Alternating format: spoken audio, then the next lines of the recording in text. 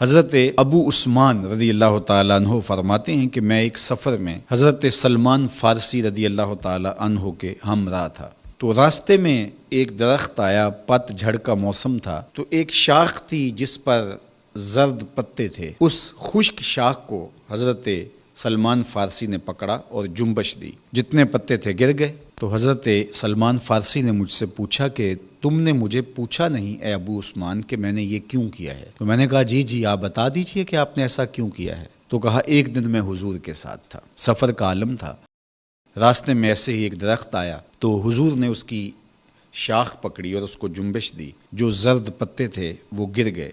تو میں اس منظر کو دیکھ کے لطف اندوز ہوتا رہا، لیکن حضور نے کہا کہ تم نے یہ مجھ سے پوچھا نہیں کہ میں نے ایسا کیوں کیا۔ تو میں نے بھی کہا جی حضور آپ ارشاد فرمائیے کہ آپ نے ایسا کیوں کیا۔ فرمایا ان المسلم اذا تودع فاحسن الوضوء، بے شک مسلمان جب وضو کرتا ہے اور اچھے طریقے سے وضو کرتا ہے، پھر 5 نمازیں پڑھتا ہے، اس سے خطائیں یوں جھڑ جاتی ہیں جس طرح شاخ سے پتے گر گئے ہیں۔ اللہ اکبر، کوئی ایک پتا بھی نہیں بچا، اور اس کے لیے کوئی بہت زیادہ جھٹکا دینے کی ضرورت بھی نہیں ہوئی، تھوڑی سی جنبش دی اور سارے پتے گر گئے۔ تو کہا اس کے بدن سے گناہ یوں جھڑ جاتے ہیں اور اس کا بدن گناہوں سے پاک ہو جاتا ہے جس طرح شاخ ان پتوں سے خالی ہو گئی۔ تو جب کوئی شخص نماز کے لیے کھڑا ہو تو اس کے گناہ مٹا دیے جاتے ہیں اور بندہ ستھرا ہو جاتا ہے، بندہ پاک اور صاف ہو جاتا ہے۔ ہمارے بدن لتھڑے ہوں گناہوں سے تو کچھ گناہ تو وضو سے ہی نکل گئے، اور نماز سے بقیہ گناہ جاتے رہے، تو نماز پڑھنے کے بعد بندہ کتنا ستھرا ہو کے گھر لوٹے گا۔ نماز نور دیتی ہے، یہ چہرے کی چمک ہے، یہ دنیا میں بھی اجالا ہے تمہارے لیے اور آخرت کے اندھیروں میں بھی روشنی کا چراغ ہے جو تمہیں جنت کی طرف لے جائے گا اور جہنم سے بچائے گا۔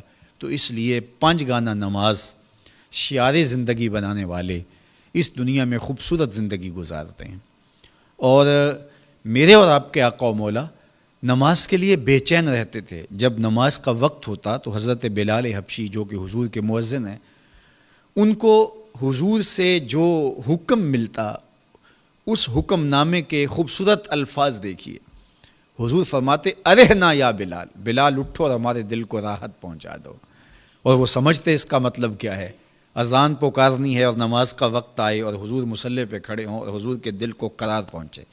آقا کریم علیہ السلام کا ایک فرمان بچے کو یاد ہے، حضور علیہ السلام نے ارشاد فرمایا کہ جعلت قرۃ عینی فی الصلاۃ، میری آنکھوں کی ٹھنڈک نماز بنائی گئی۔ تو یہ نماز کے ساتھ حضور کا رشتہ ہے، نماز کے ساتھ حضور علیہ السلام کا تعلق قلب ہے، اور وہ محبت اتنی بڑی ہوئی ہے، اتنی فراواں ہے کہ حضور کی آنکھوں کو ٹھنڈک ہی اس لیے پہنچتی ہے۔ تو نماز کے ساتھ محبت، نماز کی ادائیگی کے لیے کوشش، نماز کے لیے مسجد کی حاضری، گھروں کے اندر نمازوں کا ادا کرنا، نماز کے لیے دن کے اجالے، نماز کے لیے رات کی تنہائیاں، نماز کے لیے تہجد کے سجدے، فرض اور نفل نمازیں، سنن اور مستحبات کے لیے دن رات کوشش، یہ اہل ایمان کا طریقہ اور انداز رہا، اور ہمیں اس کا حکم دیا گیا وَأَقِیمُوا الصَّلَاةَ وَلَا تَکُونُوا مِنَ الْمُشْرِکِینَ، نماز قائم کرو، مشرکین میں سے نہ ہو جاؤ۔